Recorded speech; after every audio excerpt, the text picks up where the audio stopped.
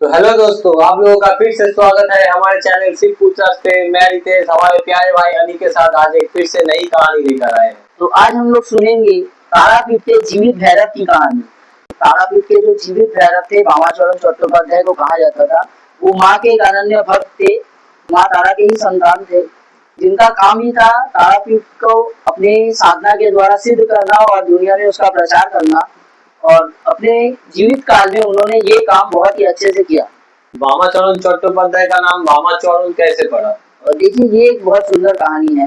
तो 1837 साल में उनका जन्म हुआ और उनके पिता का नाम था सर्वानंद चट्टोपाध्याय, उनके माता का नाम था राजकुमारी। और उनसे भी पहले 3 बहन थे और एक बड़े भाई थे। बड़े भाई का नाम था रामचरण चट्टोपाध्याय और एक बहन का नाम था दुर्गा, एक बहन का नाम था सुंदरी और एक बहन का नाम था द्वारकामाई। तो इनके बाद जो सबसे छोटे संतान थे सर्वानंद चट्टोपाध्याय के, उनका नाम था भामाचरण। तो क्या हुआ, जब उनका जन्म भाई थे, हाँ सबसे छोटे संतान थे वो अपने घर के। तो इसके बाद क्या हुआ, जब उनका जन्म हुआ तो वो रो नहीं रहे थे और अपने माँ का स्तनपान नहीं कर रहे थे।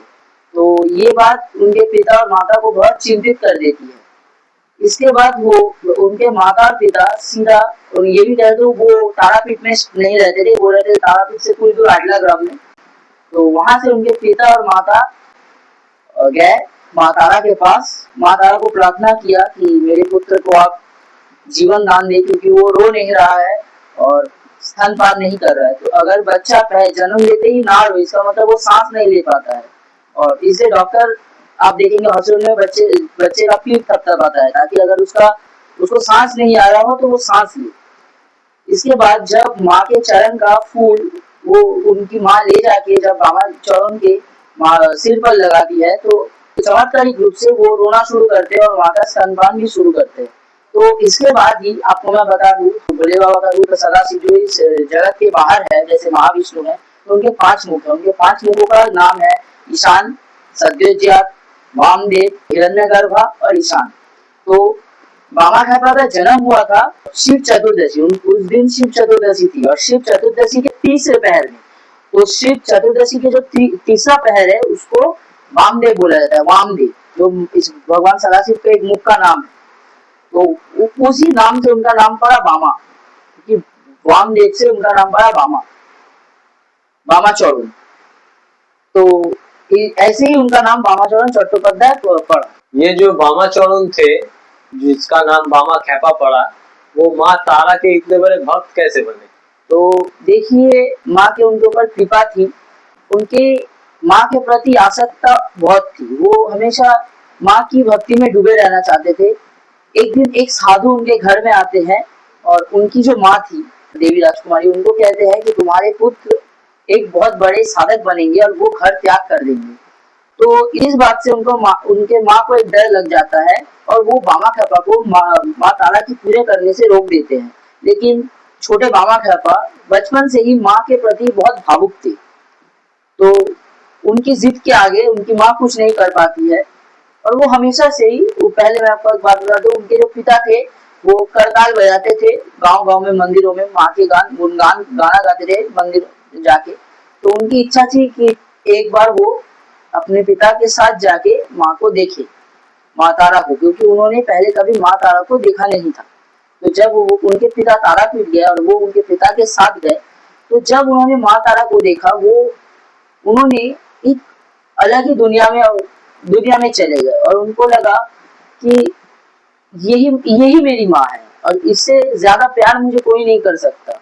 इसीलिए जब वो बड़े हुए, उनकी साधना हुई, वो साधक बने, तो उन्होंने तारा माँ को प्यार से बड़ो माँ बुलाना शुरू कर दिया, क्योंकि उनकी माँ, वो उनके लिए उनकी छोटी माँ थी। उनसे भी पहले उनकी अपनी तारा माँ थी, जिनको वो प्यार से बड़ो माँ कहते, मतलब अपनी खुद की माँ को छोटी माँ बुलाती थी और वो अपने तारा को बड़ो माँ बोलते थे।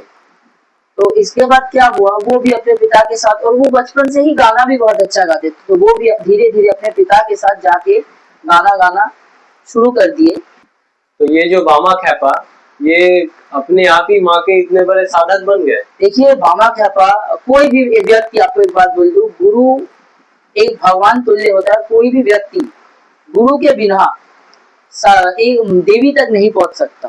और उनको गुरु कब मिलेगा, कौन उनके गुरु बनेंगे, ये भी भगवान ही ठीक करते हैं। लेकिन और आप जानेंगे महाविद्या, ये जैसे कि माता द्वितीय देवी है महाविद्या की पूजा बहुत ही दुष्कर है, बहुत ही मुश्किल है। अगर बिना गुरु के गलत पद्धति से हो तो जीवन जाने का भी भय है। लेकिन बामा खेपा को हमेशा से बचपन से ही आचार विचारों से और नियमों से ज्यादा मन की सच्ची भक्ति उन्हें ज्यादा भाती थी, इसलिए बहुत उनके गांव के लोग उन्हें पसंद नहीं करते थे, क्योंकि तभी के जो पुजारी थे वो सिर्फ पैसे और झूठे आचार विचारों से लोगों को डराते थे। लेकिन बामा खेपा अपने बचपन से ही लोगों को कहते थे कि माँ की पूजा के लिए कोई भी नियम नहीं लगता, अगर आपके मन में श्रद्धा सच्ची है तो माँ आपकी पूजा जरूर ग्रहण करेगी। तो एक दिन उन्होंने क्या किया, उन्होंने माँ की एक छोटी मूर्ति बनाई और उनको जंगल में बैठ के माँ की पूजा करने लगे। तो तब उन्होंने गांव के पंडितों ने उन्हें देख लिया और उन्होंने सोचा कि ये माँ का अपमान हुआ, तो इसलिए उन्होंने क्या किया, वहां के सब ब्राह्मणों के ऊपर तभी के टाइम एक आचार्य होते थे, तो उन्होंने आचार्य को बुलाया और उस छोटे बामाचरण को, या बोल सकते हैं बामा खेपा को, पेड़ से बांध दिया और जंगल में और उनसे पूछा कि तुम्हें माँ की पूजा करना आता है? उन्होंने कहा हाँ। तो फिर आचार्य ने पूछा कि फिर बताओ क्या क्या उपकरण होते हैं माँ के पूजा के लिए? तो उन्होंने कहा मुझे उपकरण का नहीं पता, मुझे इतना पता है कि माँ की सच्ची, अगर मन में श्रद्धा सच्ची हो और भक्ति हो तो माँ की पूजा बिना किसी उपकरण के भी की जा सकती है। तो बाकी जब पंडितों ने उन्हें मूर्ख कहा और जब उन्होंने उनको दंडित करने गए, का नदी के दूसरे तट से एक आवाज आई कि रुक जाओ। तो जब सबने उस तरफ देखा तो वहां पे एक साधु खड़े थे और चमत्कारिक रूप से सबके देखते देखते ही वो नदी के ऊपर चलते हुए आगे बढ़े। मतलब आप सोच सकते हैं, नदी जो इतनी गहरी नदी है आज के टाइम में, उसके ऊपर वो चलने लगे और चल के वो इस पार, वो साधु के ऊपर चल के इस पार आए। तो जब वो आए तो जो आचार्य थे उन्होंने कहा कि ये तो ब्रिजवासी कैलाशपति है। तो इतना मल्लू कैलाशपति जो थे वो तारापीठ में ही जन्मे थे, वो तारा माँ के भक्त थे, लेकिन बड़े होने के बाद वो वृंदावन में निवास करने लगे। मतलब वो तारापीठ में आते थे लेकिन वो ज्यादातर वृंदावन में ही रहते थे, इसलिए उनका नाम पड़ गया ब्रजवासी कैलाशपति। तो जब उन्होंने आए और उन्होंने बामा खेपा को देखा, उन्होंने भक्ति बाद में रखी और शिक्षा बाद में रखी। उन्होंने कहा कि इस बच्चे की मन की भावना बहुत सच्ची है, तो इसको सजा देना माँ के प्रति अपराध होगा, क्योंकि निर्दोष भक्त को सजा देना मतलब माँ के नजर में अपराध करना। तो उन्होंने आचार्य को कहा कि आप ये डांटा कि आप ये नहीं जानते, हमारे शास्त्र भी यही कहते हैं, कोई भी उपकरण, कोई भी चीज मन की भक्ति से बड़ी नहीं हो सकती। फिर जब उन्होंने पेड़ से बंधे हुए बामा खेपा को ध्यान से देखा तो बामा खेपा के अंदर उन्होंने महादेव का अंश देखा। उसके बाद वो आश्चर्यचकित रह गए और उन्होंने कहा कि आचार्य, तुम नहीं जानते तुमने किसको दंडित किया है, ये स्वयं महादेव के अवतार स्वरूप है, इस बालक को अभी मुक्त करो। ये सुन के बामाचरण के माता पिता भी चौंक गए। जब उन्होंने बामाचरण को छोड़ दिया तो उनके पिता सर्वानंद ठाकुर ने कैलाशपति को कहा कि आप हमारे घर में चलिए, आपके चरण पड़ते ही हमारे घर की शोभा बढ़ जाएगी। तो कैलाशपति ने कहा कि मुझे तो तुम्हारे घर में जाना ही पड़ेगा, क्योंकि तुम्हारे घर में साधक ने जन्म लिया। जब वो गए तो उन्होंने बोला कि मुझे बामाचरण की कुंडली दिखाओ, जन्म पत्रिका और कुंडली मुझे देखनी है।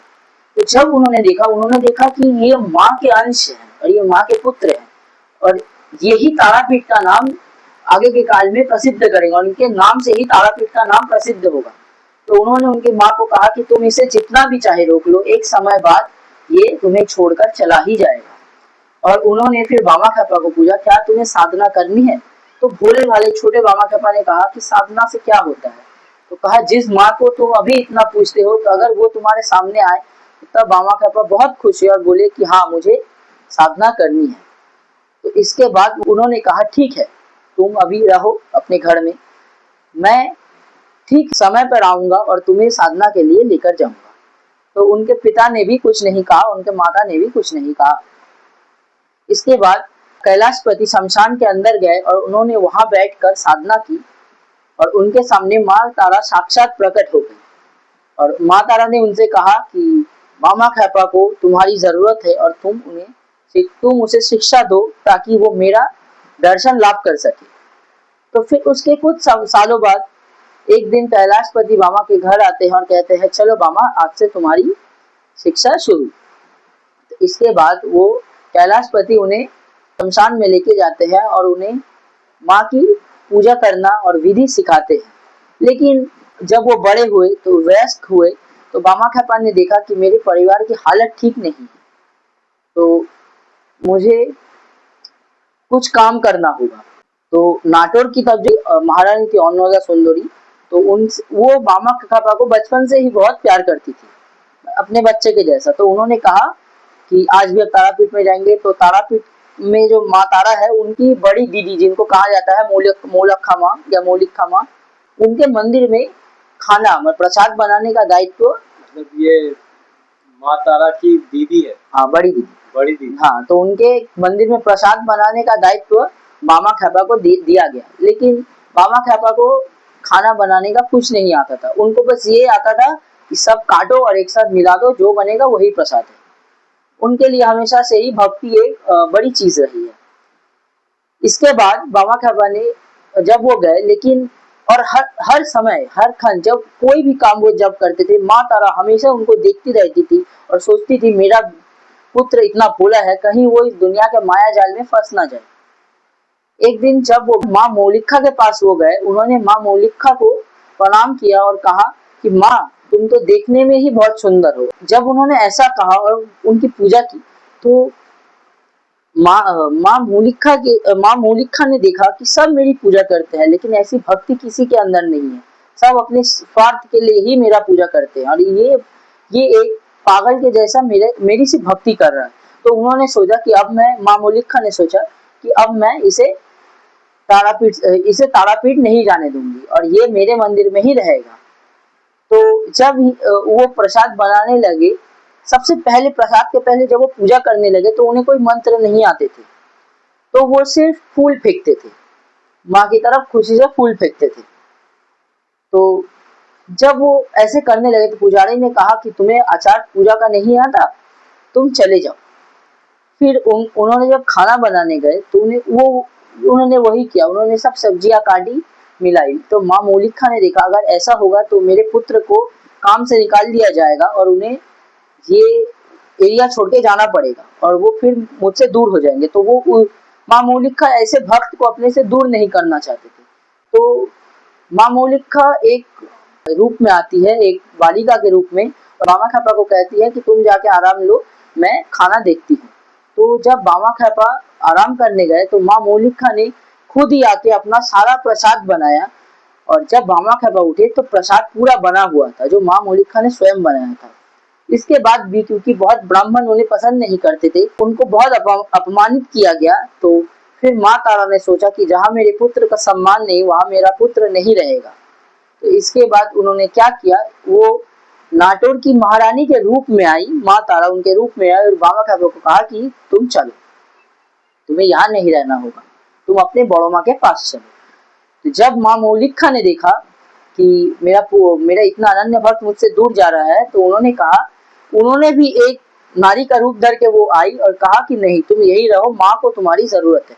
मतलब आप सोच सकते हैं वो ऐसे व्यक्तित्व थे कि दो देवियां उनके लिए युद्ध कर रही थी कि ये मेरे पास रहेगा, नहीं ये मेरे पास। तो ऐसा जिसका भाग्य हो उस पुरुष की चर्चा ही जो आज हम कर रहे हैं, यही हम लोग का सौभाग्य है। आज हम लोग उनकी चर्चा कर पाए, ये उनका ही आशीर्वाद है। तो इसके बाद कुछ भी करके वो तारापीठ वापस गए। लेकिन तारापीठ में वो जब भी मंदिर में जाते थे तो ब्राह्मण उन्हें कहते थे कि तुम्हें पूजा नहीं आती, लेकिन वो माँ के लिए पागल थे। और एक दिन कैलाशपति ने कहा कि अब तुम्हारी तांत्रिक साधना शुरू होगी, तो आज तुम्हें शमशान में बैठ के माँ तारा के दिव्य मंत्र जो उसका जप करना है और कुछ भी हो जाए आसन छोड़ के नहीं उठना है। तो जब वो शमशान में गए और वो साधना कर रहे थे, तब उन्होंने साधना के दौरान माँ की जो सहचर है डाकिनी योगिनी, ये आई और उन्हें भटकाने लगी। तो बहुत देर बाद उनको ये एहसास हुआ कि कोई उन्हें नीचे खींच रहा है। तो वो क्योंकि पहले ये सब चीज का कोई आइडिया उनको नहीं था, तो वो डर गए। वो बाबा कैलाशपति को अपने गुरु को पुकारने लगे। तो बाबा कैलाशपति आए और उनकी सहायता की और उन्होंने कहा कि अभी भी तुम साधना के लिए तैयार नहीं हो, लेकिन बहुत ही जल्दी मैं तुम्हें तुम्हारी माँ का दर्शन कराऊंगा।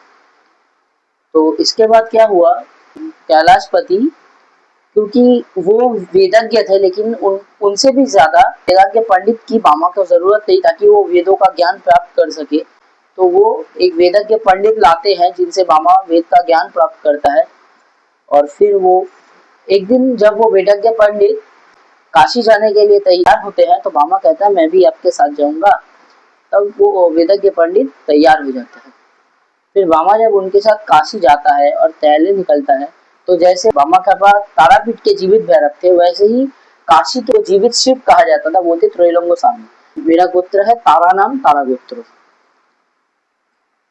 तो बामा खापा ने कहा यही कहते रहो। ये सुनते सुनते उनके गुरु को गुस्सा आ गया और उन्होंने बामा खापा को एक लात मार दी और कहा जब तक तुम अपना असली गोत्र नहीं बताओगे तब तक मैं तुम्हें खाना नहीं दूंगा। तो इसके बाद बामा खापा वहां से चले गए और एक पेड़ के पास जाके बैठे। जब वो एक पेड़ के पास जाके बैठे तो उन्होंने मन में कहा कि माता अन्नपूर्णा, मैंने सुना था तुम्हारे शहर में कोई भूखा नहीं रहता और आज तुम्हारे ही शहर में मुझे भूखा रहना पड़ रहा है, तो मैं अब कभी काशी नहीं आऊंगा। तो उन्होंने मन में सोचा कि काशी से अच्छा तो मेरी बड़ी माँ का तारापीठ है।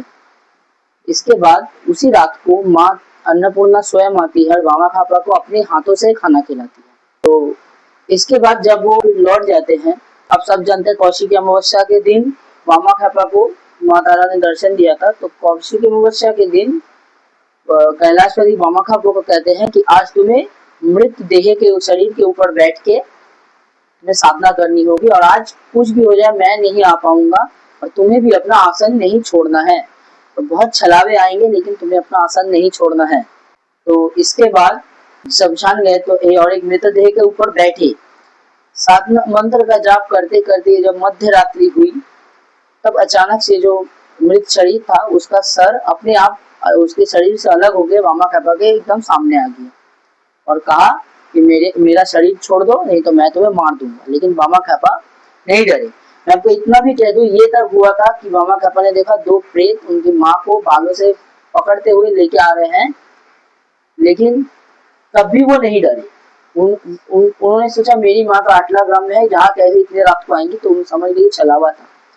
ठीक, और ऐसे ही वो जब टिके रहे अपनी साधना की तरफ, धीरे धीरे मध्य रात्रि से भोर सूर्योदय का समय होने लगा, उसी पल बामा खापा ने आंख बंद करके एक तेज रोशनी महसूस की और उन्होंने देखा उस रोशनी, जब उन्होंने आंखें खोली तब उन्होंने देखा कि माँ तारा रूप में उनके सामने खड़ी है और उसमें उन्होंने देखा माँ के खुले केश, लंबी जटाएं, नरमुंडों की माला, सर पर अर्धचंद्र, त्रिनेत्र, 4 हाथ, इसमें एक वर्धनी के मुद्रा में, एक में नीला पद्म, एक में कैंची और एक में खप्पर।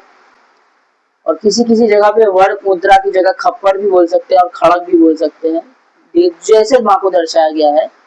इसके बाद माँ खुद एक शव के ऊपर खड़ी थी। आज भी आप तारापीठ में जाएंगे तो माँ का जो मंत्र है उसमें बोला गया है कि श्मशान उड़ा, मतलब माँ का निवास इसमें श्मशान में है इसलिए।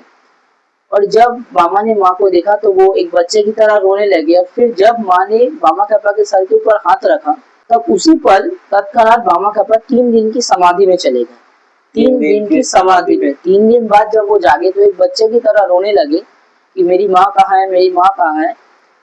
और तभी जो आसपास के लोगों थे उन्होंने सोचा कि ये पागल हो गया है और तभी से उनका नाम पड़ गया बामा खापा। एक दिन एक घटना आती है, आज भी आप देखेंगे तारापीठ में माँ के लिए जो भोग बनता है पहले वो बामा खापा के मंदिर होके आता है। तो इसका कारण है एक दिन मंदिर में माँ का भोग तैयार होके जा रहा था, पंडित लेके जा रहे थे, तो बामा खापा ने उन्हें रोका और कहा कि पहले मुझे चखाओ। उन्होंने थोड़ा सा भोग खाया और कहा कि ये अच्छा बना है, अब इसे मेरी बड़ी माँ के पास ले जाओ। तब पंडित आश्चर्य रहेगा, कहा कि ये आपने क्या किया, अपनी माँ से पहले भोग चख लिया, ये अनर्थ है, अपशकुन है। और मंदिर के जो पंडित थे उन्होंने फिर क्या किया, बामा खापा को बहुत मारा और उन्हें अधमरा करके स्मशान में फेंक दिया। तो फिर बामा खापा ने कहा, जब वो होश में आया, उन्होंने कहा कि মা আমি তো কোনো ভুল করিনি, তুই আমাকে এত মার খাওয়ালি, আমি আর কোনোদিन তোर मंदिरे फिरे যাব না। मतलब उन्होंने कहा कि माँ मैंने तो ऐसा कुछ गलत काम नहीं किया, लेकिन तुमने मुझे मार खिलाया, मैं कभी भी तुम्हारे मंदिर में लौट के नहीं जाऊंगा।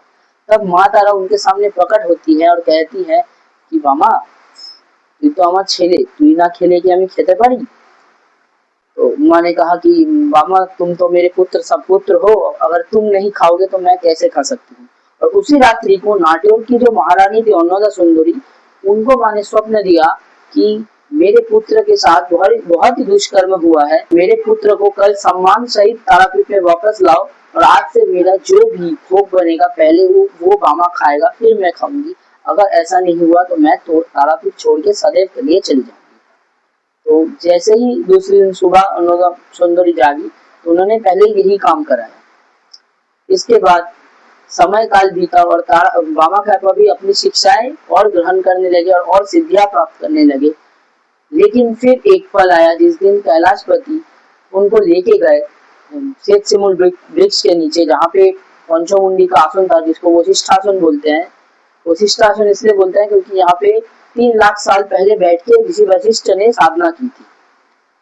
तो इसका नियम ये था, अगर आप इस आसन के योग्य नहीं है तो जैसे ही आप आसन के ऊपर बैठेंगे पंचमुंडी के, तो ये आपको खुद से ही फेंक देगा, आपको खुद से ही फेंक देगा आपको। तो कैलाशपति ने कहा कि अब जाके ये तुम्हारी दीक्षा का अंतिम पड़ाव है, अब तुम जाओ इस आसन के ऊपर बैठो। तो जैसे ही बामा खापा बैठे, लेकिन वो आसन भी समझ गया कि ये माँ के पुत्र, स्वयं माँ के पुत्र है, और वो उसके ऊपर बैठ के जब बामा खापा ने साधना की और जब वो साधना से जागे, तब वो एक दिव्य पुरुष बन गए थे। और उन्होंने अपनी जिंदगी में हर तंत्र की वो विधि सीख ली थी जो कोई नहीं सीख पाया था आज से पहले। और उसके बाद से उन्हें तंत्र सम्राट कहा जाने लगा। फिर एक दिन एक घटना आती है कि जब बामा खापा कलकत्ता गए और उन्होंने जब हमारे कालीघाट में, तो उनको माँ काली का वो रूप बहुत पसंद आया, जिसमें उनकी लंबी जिभा थी, आंखें लाल थी और वो जैसे पूरे सृष्टि को निगल रही थी। तब बामा खापा ने माँ से कहा कि माँ তোকে তো দেখতে খুব সুন্দর, তুই চল আমি তোকে তারাপীঠ নিয়ে গিয়ে আমার ছোট বড় মায়ের সাথে দেখা করাবো। যে माँ तुम तो देखने में बहुत सुंदर हो, तुम मेरे साथ चलो, मैं तुम्हें अपनी बड़ी माँ से मिलाऊंगा। इसके बाद वो मंदिर की मूर्ति को, मतलब उस मूर्ति को जो आज स्थापित, उस मूर्ति को उठा के वहां से लेके जाने लगे। और जब ब्राह्मणों ने उनको रोका, लेकिन कोई भी ब्राह्मण में इतनी शक्ति नहीं थी कि स्वयं माँ तारा के पुत्र को रोक दे। लेकिन बहुतों के समझाने के बाद उन्होंने उस मूर्ति को वहां रखा और कहा कि तो हमारा बड़ो माई भालो, कि तुमसे तो अच्छी मेरी बड़ी माँ है। और कलकत्ता में रहने के वक्त वो बहुत लोगों से भी मिले, जैसे तब के कलकत्ता के जो राजा थे रविंद्रनाथ टैगोर और आशुतोष मुखर्जी, इनसे भी वो मिले थे। अब अपने जीवन काल में बामा खापा ने बहुत दिव्य घटना भी किए हैं। जैसे एक घटना मैं कह दूं, बामा खापा स्मशान में रहते थे और वो एक जो थाली में खाना खाते थे, उसी थाली से कुत्ता भी खाता था।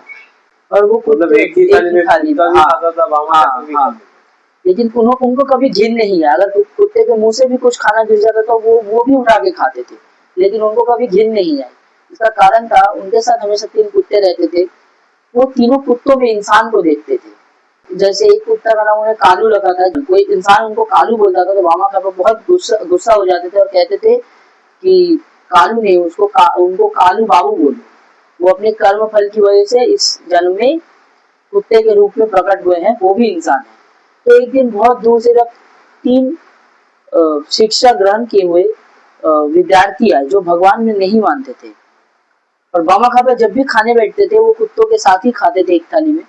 तो उन्होंने जब माँ का भोग बांटा, वितरण किया, तो जब वो खा रहे थे और वो 3 विद्यार्थी भी खा रहे थे और बहुत लोग थे, सुंदरी थी जो नाटोर की महारानी है, तो कुत्ते भी आए और वो भी बामा खापा के साथ खाने लगे। लेकिन ये नॉर्मल बात है कि अगर कुत्ते आप देखेंगे आपके साथ खा रहे तो आपको घिन आएगी।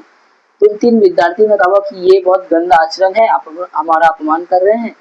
तो उन्होंने कहा अपमान कैसा, ये भी तो इंसान है, तो आप हमें दिखाइए। फिर उन्होंने एक ऐसा वातावरण प्रकट किया जिसमें उन 3 विद्यार्थियों ने देखा कि हर इंसान में ही एक जानवर का रूप है, लेकिन जो 3 कुत्ते थे उन्होंने देखा वो 3 कुत्ते नहीं 3 इंसान है जो बैठ के बामा खापा के साथ खाना खा रहे हैं। इसके बाद और एक चमत्कारिक घटना है। पूजा कराने लोग आए तो उन्होंने कहा ठाकुर माँ के तो अंजलि देवो तुम्हें अंजलिटा करिए दाओ, मतलब मैं आप अंजलि देंगे। हाँ, तो बामा खापा को मंत्र नहीं आते थे। वो उन्होंने कहा कि माँ तुम अंजलि ग्रहण करो, ऐसे कह के वो फूल फेंकने लगे। तो सब उन्हें कहने लगे कि तुम्हें पूजा करो ना, तुम्हें ढोंग करो, मतलब आप ढोंगी हो। तो उन्हें वो बात बहुत खराब लगी। उन्होंने कहा कि मैंने अगर आज ढोंग किया है तो ये फूल यहीं पड़ा रहेगा, लेकिन अगर तुम सच्ची हो तो ये फूल तुम ग्रहण करोगी। और ऐसा कहते कहते उन्होंने गुस्से में माँ तारा को एक थप्पड़ मार दिया। थप्पड़ मार दिया क्योंकि वो उन्हें माँ के जैसा मानते थे। लेकिन माँ ने गुस्सा नहीं किया। उसी समय एक चमत्कार हुआ, जितने भी फूल नीचे गिरे थे वो चमत्कारिक रूप से एक माला की तरह बन गए और माँ के गले में जाकर लग गए। तो ये देखने के बाद जितने भी लोग थे वो ये समझ गए थे कि ये कोई साधारण इंसान नहीं था। ऐसी भी कहानी आती है कि बामा खापा बीड़ी खाते थे और वो गांजा भी पीते थे। तो जो बीड़ी वो पीते थे वो हमेशा आधी बीड़ी पीते थे और छोड़ देते थे। उनके चले जाने के बाद स्मशान में लोग जो थे वो आधी बीड़ी ढूंढने आते थे। ये कहा जाता था कोई भी अगर उनकी वो झूठा किया हुआ बीड़ी मतलब पान कर ले तो वो एक रात में अमीर बन जाता था। इसलिए लोग वो बीड़ी ढूंढने आते थे। ये घटना है। और इसके बाद भी उन्होंने अपने जीवन में बहुतों का उद्धार किया है। जैसे अब एक व्यक्ति थे, उनके घर में कोई संतान नहीं थी, तो वो एक दिन आए बामा खापा के पास और बामा खापा तब चुपचाप बैठे थे। तो बामा खापा का एक बहुत प्रिय शिष्य था निताई। तो बामा खापा बैठे थे और वो तीनों जब जाके बामा खापा के पास बैठे, बामा खापा को वो लोग बहुत देर से बुलाने लगे, लेकिन बामा खापा ने सुना दी। थोड़ी देर बाद जब निताई ने कहा कि ठाकुर लोग इससे तो वहां देखा बोले, मतलब लोग आए आप देखे उनकी क्या समस्या। तो बामा खापा ने कहा कि पागल का जा। तो उन्होंने कहा मेरे पास क्यों आए हो, जाओ ये घर जाके अपने बीवी को बोलना कि एक प्याला खीर बनाए और तुम्हारे घर में जो काला कुत्ता है उसको वो खीर पहले खिलाना, फिर उस कुत्ते का झूठा किया हुआ खीर तुम्हारी बीवी को बोलना खाने के लिए, फिर जो तुम्हारी संतान होगी वो जीवित रहेगी। इसमें घटना यहाँ ये है कि उन लोगों ने फिर सोचा कि मैंने तो कुछ कहा नहीं था, लेकिन बामा खापा को कैसे पता क्या हुआ था। इससे पहले उनकी बीवी को तीनों जो संतानें हुई थी वो जन्म से मतलब नवजात ही मृत पैदा हुई थी। तो ये बात उन्होंने कही नहीं थी, लेकिन बामा खापा ने ये उनके मन में उनको पता पड़ दिया था। तो उन्होंने घर जाकर यही किया। लेकिन यहाँ पे था क्या हुआ, जो मृत्यु उस संतान की थी वो बामा खापा ने उस कुत्ते के ऊपर दे दी। और वो उस कुत्ते ने जैसे ही खीर खाया वो जंगल में चला गया, कभी लौट के नहीं आया। लेकिन उसके बाद जो उनकी जो संतान हुई वो मृत नहीं, वो जीवित रही। अब बामा खापा जो थे वो बाक सिद्ध थे। बाक सिद्ध मतलब वो जो भी कहते थे वो सच होगा, सच होता था। तो एक घटना, बामा खापा मंदिर के जो पुजारी थे माँ तारा के, उन्हें बहुत पसंद करते थे क्योंकि वो माँ की सेवा करते थे इसलिए।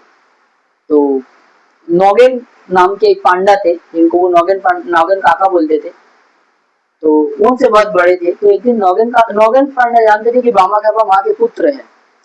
तो एक दिन उनके मित्र आए, कहा कि मेरा जो भाई है वो मर गया है, वो मतलब मरा नहीं है, वो मृत्यु शैया पे है, तो अब बामा खापा को लेके आइए। तो बामा खापा को जब नौगेन पांडा लेके जाने लगे तो उन्होंने कहा कि बामा ये ओखाने लोग ছেলেটাকে देखबी देखे बोलबी कि जा तू ये बार यात्रा बेचे गए, मतलब तुम उस लड़के को देखना और कहना कि तुम बच गए।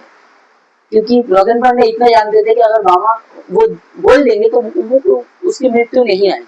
और यही सवाल कि वो पूरे रास्ते में पूछते रहे नौगेन काका से कि की बोलबो और वो सेम बात वो बोलते रहे। लेकिन जब वो उनके घर पहुंचे, उन्होंने जब उस लड़के को देखा तो उन्होंने कहा कि नौगेन काका ये तो एक्चुअली फॉस हो गए, मतलब नौगेन काका ये तो अभी मर जाएगा। इसके बाद वो उनका हाथ पकड़ के नौगेन पांडा ने उनको बाहर लेके चला है। लेकिन उसी दिन शाम कुछ क्षण बाद ही उसकी मृत्यु हुई। इससे नौगन पांडा गुस्सा नहीं हुए। इससे उन्होंने सोचा कि भामा कैपा भविष्य भी देख सकते हैं और वो सच में एक सिद्ध पुरुष है। फिर इसके बाद और एक चमत्कारिक घटना जो भामा कैपा ने की थी, एक दिन जब उनकी माँ की मृत्यु हुई, तब जब उनके भाई जो रामचरण जो बड़े भाई थे वो माँ को लेके जाने लगे श्मशान में। तो श्मशान में जाने से पहले अटला गांव से द्वारका नदी पार करनी पड़ती थी। तो उस दिन बहुत बारिश हो रही थी और द्वारका नदी में उफान बहुत था, मतलब उसको आप पार नहीं कर सकते। तो सब गांव के लोग जितने भी गए थे कहा कि रामचरण आप माँ को जल समाधि दे दीजिए। लेकिन हिंदू घर में समाधि उसी सन्यासी को छोड़ के किसी को नहीं दी जाती है, नवजात शिशु को छोड़ के। तो लेकिन वो भी क्या करते, तो उन्होंने भी जब जैसे ही वो जल समाधि देने लगे, नदी के उस पार से एक आवाज आई कि हमारी माँ के देव छू लेना। तो मतलब मेरी माँ को कोई नहीं छुएगा। जब रामचरण और गांव के लोगों ने देखा तो उस पार भामा कैपा खड़े थे नदी के उस पार, और उन्होंने कहा कि रुको मैं आ रहा हूँ। और वो उस उफान की नदी द्वारका नदी के ऊपर से चल के इस पार आए। नदी के ऊपर से चल के उन्होंने उनके गुरुदेव ने किया था, वैसे ही वो भी नदी के ऊपर से चल के आए। और उन्होंने आते ही कहा कि दादा आमी माँ के सौगंध नहीं रहे। तो वो उनको लेकर गए और उन्होंने माँ के मृत शरीर को अपने पीठ पर बांधा और उफनती हुई नदी में कूद गए। और चमत्कारिक रूप से जब जैसे ही वो पानी में उतरे, वो उस नदी का उफान एकदम कम हो गया और वो एकदम स्थिर हो गए। तो जैसे ही वो पार गए, उन्होंने माँ को अग्नि दी और माँ का श्राद्ध किया। ऐसे ही बहुत लोगों के रोगों को भी भामा कैपा ने ठीक किया है उनके। लेकिन बात आती है क्या भामा कैपा को कभी कुछ रोग नहीं हुआ? एक दिन भामा कैपा जब सो के उठे, उन्होंने देखा कि उनके कंधे पर एक बहुत बड़ा फोड़ा हुआ है और वो दर्द कर रहे हैं। तो निताई ने कहा कि निताई देखो तो मुझे क्या हुआ। तो निताई ये चिकित्सक को लेके आए। चिकित्सक ने आते ही समझ गया कि इसको काट के निकालना पड़ेगा। तो वो पानी गर्म करने लगे और अपनी कैंची और छुरी को धोने लगे। तो निताई ने आगे कहा कि बाबा देखो छुरी गरम कर चाच के तुम्हें काट दे। कि आज चाकू गरम कर रहे हैं वैद आपका ये थोड़ा है, इसको काट के निकाल। तो भामा कैपा डर गए। तो उन्होंने क्या किया, मतलब कोई भी अगर होगा तो उस समय हंसेगा। उन्होंने क्या किया, उन्होंने कहा कि डॉक्टर बाबू रुकिए। उन्होंने बोला ज्वाइंट तारा। उन्होंने अपने दांत से उस फोड़े को काटा और थूक दी और उनका फोड़ा ठीक भी हो गया। तो वो सिर्फ लोगों के नहीं, अपने रोग भी खुद ठीक कर सकते थे। और एक समय ऐसे ही भामा कैपा को कोई पसंद करते नहीं थे। तो जैसे ही वो श्मशान में एक दिन गए, श्मशान से जैसे ही वो तारापीठ मंदिर गए, तो लोगों ने, ये बहुत पहले की घटना है, लोगों ने कहा कि आज हम तुम्हें मंदिर में नहीं घुसने देंगे क्योंकि तुम एक दुराचारी हो, तुम गंदा आचरण करते। तो उन्होंने कहा कि तुम मंदिर आसते दिवी नाम है और माँ के कतक्षण दूरे रखबे আমার থেকে। तो मतलब उन्होंने कहा कि मुझे मंदिर में नहीं आओगे, लेकिन मेरी माँ को मुझसे कितना देर तक दूर रखोगे। फिर वो अपने घर चले गए। श्मशान में उन्होंने घर बनाया था, वहां पे वो चले गए। फिर जब मंदिर का गेट खुला, सबने देखा कि मंदिर के अंदर जो विग्रह था माँ का वो है ही नहीं। माँ का जो मूर्ति है वो है ही नहीं। जब बहुत ढूंढने के बाद भामा कैपा के घर गए, सबने देखा वो सोए हैं और माँ का विग्रह उनके सामने रखा है। कुछ लोगों ने तो ये भी देखा कि वो माँ के गोद में ही सोए हैं, मतलब भामा कैपा माँ के गोद में ही सोए हैं। और ये आश्चर्य की बात नहीं है, बहुत लोगों ने श्मशान में देखा है कि भामा कैपा खुद के हाथों से माँ को खाना खिलाते थे और भगवान को वो खुद खाना खिलाते, क्योंकि ये भगवान, ये ही जो भगवान भामा कैपा के लिए माँ तारा कभी भी भगवान थी ही नहीं। वो हमेशा उनके लिए उनकी माँ ही थी, इसलिए उनके बीच में भगवान और भक्त का ये संबंध आया ही नहीं। और आज के समय में भी अगर आप भगवान को भगवान मानेंगे तो आप उनसे वैसा रिश्ता नहीं रख सकते। आपको भगवान को हमेशा अपना पिता, अपने संबंधी जैसा व्यवहार उनसे रखना चाहिए। इसके बाद एक बहुत ही घटना जो मुझे भी बहुत पसंद है, उनके द्वारा घटित है। एक जो व्यक्ति थे, एक व्यक्ति उनको अल्सर था। अब अल्सर में आप जानते हैं पेट में बहुत दर्द होता है, तो वो डॉक्टर थे, वो खुद डॉक्टर थे, लेकिन वो अल्सर ठीक नहीं कर पाते और अपना अल्सर ठीक नहीं कर पाए। बहुत डॉक्टरों के पास जाने के बाद वो एक दिन बामा खापा के पास उनको एक जन लेके आए, लेकिन वो बामा खापा को नहीं दिखाना क्योंकि वो नहीं मानते थे। तो बामा खापा ने कहा कि तुम तो मुझे नहीं मानते, तो मैं क्या करूं? तो उन्होंने कहा कि आप मुझे देख लीजिए, मैं आपको बहुत पैसे दूंगा। तो वो गुस्सा हो गया, उन्होंने कहा कि साला पिया मैं घूस दी भी, मतलब उन्होंने गाली दी और कहा तुम मुझे घूस देना चाहते हो, मैं किसी की मदद स्वार्थ के लिए नहीं करता, ये माँ की दी हुई शक्ति है जो, इसलिए मैं लोगों की मदद करता हूँ। इसके बाद उन्होंने कहा कि अपना शर्ट उतारो और लेट जाओ, अपने पेट के ऊपर करके लेट जाओ। तो जैसे ही वो लेटे, उन्होंने बामा खापा ने बहुत सारे सूखे पत्ते हरे पत्ते उनके पेट के ऊपर रखी और एक चिमटा, बड़ा चिमटा उसको गर्म किया। और वो तो डर गए कि आप इसको गर्म क्यों कर रहे हैं। उन्होंने कहा कि अगर मुझे मेरा काम नहीं करने दोगे तो चले जाओ। फिर बामा खापा ने उन पत्तियों के ऊपर जो उनके पेट के ऊपर रखी थी उस गर्म चिमटे को लगाया और माँ तारा का नाम लिया। कुछ देर बाद वो पत्तियां अचानक ही काली होकर सूख गई, मतलब उनके जो अल्सर था वो चीज बामा खापा ने उन पत्तियों के अंदर डाल दी। और जब वो उठे उनका अल्सर ठीक हो चुका था, जो बहुत डॉक्टर नहीं ठीक कर पाए। इसके और एक ऐसी घटना है, एक लड़का चल नहीं पाता था, वो एकदम झुक के चलता था, उसके कमर में बहुत दर्द रहता था। तो एक दिन वो बामा खापा के पास आया, तब बामा खापा माँ के जप में व्यस्त थे, लेकिन दर्द के उसने बामा खापा का नाम बहुत जगह सुना था, लेकिन वो बामा खापा के पास बैठा तो बामा खापा को बोलने लगा कि ठाकुर हमारा पेट व्यथा कुछ मतलब पेट दर्द कर रहा है। यही बात वो बहुत देर तक बोलने लगे। बामा खापा उठे और कहा कि तो तुम्हारी पीठ में दर्द है तो उठो और पीछे घूमो। जैसे ही वो पीछे घूमे, बामा खापा ने जोर से लात उनके कमर में मारी, लात मारी। लेकिन जब वो उठे, वो एकदम सीधे होकर खड़े हो पा रहे थे, उनके पीठ में दर्द नहीं था। तो ऐसे ही बामा खापा ने बहुतों को ठीक करते करते उन्होंने अपना जीवन व्यतीत कर दिया और माँ की भक्ति में। उनका मृत्यु क्या कोई रोग से हुआ था? नहीं, रोग से नहीं हुआ था, लेकिन क्या होता है आप जानते हैं, जो आदमी ये सब काम करता है ना, वो दूसरे के कर्म भी अपने ऊपर लेता है। तो कुछ ना कुछ कर्म, लोगों के कर्म भी उनके ऊपर चले आते हैं। तो इसके बाद जब 1911 साल में 1911 में उनकी डेथ हुई। जब उनकी डेथ हुई, एक दिन उनको पता चल गया था कि अब मेरी मृत्यु होने वाली है, तो वो गाना गाते हुए, वो माँ के लिए गाना गाते हुए तारापीठ के मंदिर के अंदर गए। वो आखिरी बार था जब वो मंदिर के अंदर गए और मंदिर का दरवाजा अपने आप बंद हो गया। जैसे ही मंदिर खुला, तो खुलते हुए लोगों ने देखा कि मंदिर बामा खापा है ही नहीं। वो जो कपड़ा अपने शरीर में पहनते थे वो बस माँ तारा के ऊपर लिपटा हुआ है। बामा खापा तब लोगों ने कहा कि बामा खापा अब इस धरती को छोड़ के जा चुके हैं। लेकिन ये भी लोग बोलते हैं, जैसे कि आज है भी, कि वो एक नॉर्मल मृत्यु ही मरे और उनके भक्तों ने उनके याद में एक समाधि बना दी, जो आज भी तारापीठ के श्मशान में है।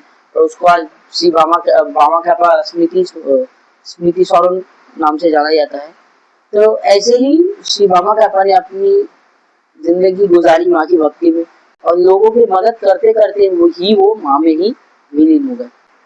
तो दोस्तों, आप लोगों का माँ तारा का ये सबसे बड़े भक्त की कहानी कैसी लगी, हम लोगों को कमेंट में जरूर बताएं और हमारे चैनल को सब्सक्राइब और लाइक जरूर करें। और अगर आपको ऐसी ही कहानी हिंदू धर्म के बारे में जाननी है तो हमारे चैनल शिव पुत्रास के साथ जरूर जुड़े रहें। Thank you.